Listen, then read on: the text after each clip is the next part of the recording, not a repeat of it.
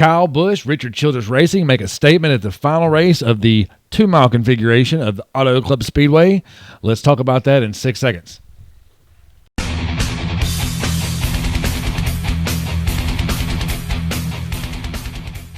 After a weekend of uncertainty, the 400-mile Cup race at Autoclub Speedway today finally got underway. Actually, I say finally got underway. It got underway right on time, just with no practice, no qualifying, and the Xfinity race being pushed back till after the Cup race this evening. A lot of people expect this to be the last race at Autoclub Speedway. Obviously, they made some intentions clear about wanting to reconfigure the track to a half mile and come back in a couple of years on a half-mile oval and then possibly a 2/3 mile oval. I personally am not convinced that they're coming back. I think this may be the last time we see Autoclub Speedway in any form in the Cup Series.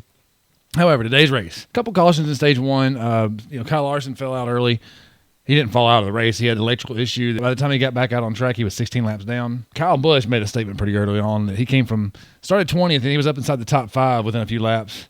Got penalized on the first pit stop and came back up again and was right outside the top 10 by the end of stage one. Stage one was won by Ross Chastain. Last week I said to watch Martin Truex Jr. I thought we might see a more aggressive side of him. That didn't really come to fruition today. He was the unfortunate recipient of the first loose wheel penalty of 2023. So 2 of his crew members will be going on because he was out on track when the wheel came off. Even though it was under caution flag conditions, he was off pit road. So 2 crew members from the 19 crew will be going home for 2 weeks. And Martin Truex Jr. had to serve a 2-lap penalty. By the first few laps of the second stage, 3 cautions had been caused, and Corey LaJoie was involved in 3 of them. Kind of odd to see him in that much on-track incident. He got into the back of Brad Keselowski. Then he got into the side of A.J. Allmendinger setting off an accident. And then the 45 of Tyler Reddick it was an accident, obviously, but he pretty well cleaned him out. He washed at the track and took Corey LaJoie for a ride to the infield. And then on the restart after Corey LaJoie's drive to the infield, a major crash took out several major players, most notably Ryan Blaney. Ryan Blaney had run really well early, led a lot of laps, and in that pile up there on the restart was pretty well taken out of the race. Coming down towards the end of stage 2, Ross Chastain takes off and leaves Kyle Busch. Kyle Busch running second. And there was a little bit of fight there for the second spot coming to the end of stage 2. Your stage 2 winner, Ross Chastain. So now 4 stages so far in the 2023 season, 2 at Daytona, 2 at Autoclub. Ross Chastain has won 3 of those. Ross Chastain is already starting to accrue some playoff points. That'll be big come the end of the regular season. During the stage break, it's pretty apparent that yes, tires are important, but track position is king. There's not been a lot of passes for the lead. Kevin Harvick and crew absolutely blistered the pit stop, put him out front, but it didn't last too long. On the restart, Kyle Busch takes the lead away from him, and there's only 60 laps to go in the race. The final stage leg is going to play out to some pit strategy. Guys trying to save fuel. When they come to the final pit stop, it's under green. Kyle Busch had just cleared Ross Chastain for the lead, and they come to pit road, and it looked like Chastain was going to get by him. He didn't. They come off pit road with Kyle Busch up front. And like I said before, track position was king. And after that, Kyle Busch literally drove off into the sunset, led the last few dozen laps, and is your winner. What a statement for him. What a statement for Richard Childress Racing. Wins their second race out. We could very easily be talking about them winning the first 2 races of the season had the Daytona 500 played a little bit differently. So big statement for Richard Childress Racing. Big statement for Kyle Busch. I almost wish Kyle Busch had said, "How you like me now, Joe Gibbs?" Big deal for that team. Randall Burnett's first win with Kyle Busch as crew chief. Lucas Oil. I'm not sure if Lucas Oil's ever been on a Cup car before. If they have, it's been a long time. They sponsored lower tier racing teams many times before.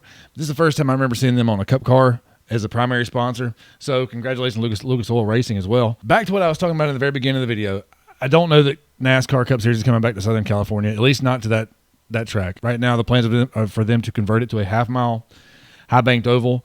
That's been called into question. That looks to be in doubt. They just closed on the sale of the land this past week. If you remember a few weeks ago, during the week of the Busch Light Clash at LA Coliseum, there was some talk about NASCAR making that a points race. This is what I see happening. I see them making that a points race or including that in the regular season. And then I don't know. I'm not convinced NASCAR's coming back to the Autoclub Speedway facility, whether it be in a half mile or the 2 mile. Obviously, the 2 mile oval is gone. But it was a great race. The last couple of years, it's unfortunate. The last couple of years, Autoclub Speedway has really come into its own. I remember for many, many years, I felt like the racing there was very lackluster, not exciting. And just as the track is coming into its own and really putting on some great events and great racing, its demise seems to be imminent. Good runs today also for Chase Elliott, finishes second. After winning both stages, Ross Chastain comes on third. Daniel Suarez, after some struggles last week at Daytona, And kind of a quiet showing today. Comes home 4th. Kevin Harvick 5th. That's a pretty big deal for Stewart-Haas Racing. Stewart-Haas, obviously, the struggles last season. Kevin Harvick struggled all last season. Autoclub Speedway is very similar to Michigan, where he got his first win last season and the first win in a couple seasons. So a good showing for Kevin Harvick. I look to see them continue on that and build on that. I don't think they're going to go anywhere anytime soon. I think they'll be showing their faces many more times throughout the season. Brad Keselowski, after an early spin and a few other struggles throughout the day, comes home 7th. That's a pretty solid top 10 for that team. That team is really, really starting to find its footing. I don't know if they win a race this season or not, but I wouldn't be shocked if they win a race this season. The way their momentum is, they're trending upward. Martin Truex Jr. battled back from an early penalty where he was penalized 2 laps, losing a tire like we talked about earlier, and finished 11th. I know 11th is not what he came to California for, but considering the struggles of the day, I think Martin Truex Jr. and their team should, and probably with a little bit of perspective after a couple of days to get over the frustration, will be happy about that 11th place finish. That's it for the day. Now I'm about to go back upstairs and watch this Xfinity race that was supposed to happen yesterday. I will be at the track next week at Las Vegas Motor Speedway, the Truck Series. If you happen to get down to the Truck Series garage, stop by the 12-20 hauler. Love to see you. In the meantime, get out and support local racing. Have a good rest of your weekend and a good work week. Thanks for watching.